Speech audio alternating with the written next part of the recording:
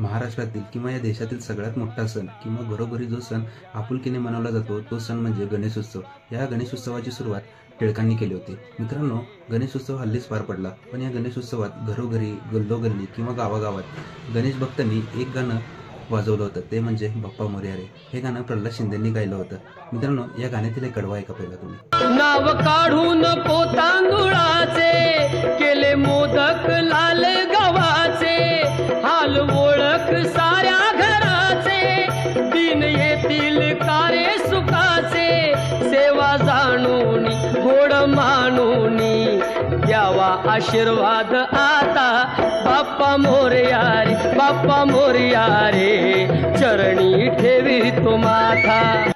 ऐकलं का मित्रांनो पूर्ण गाणं? मित्रांनो, या गाण्याची एक विशेष बात म्हणजे काय, हे जे गाणं आहे ते सन 71-72च्या काळात आलेलं होतं। 71-72चा काळ असा होता की संपूर्ण भारतात आहे ना खूप मोठ्या प्रमाणात दुष्काळ पडलेला होता। त्यावेळी काही जणांना खायला गहू पण भेटत नव्हते।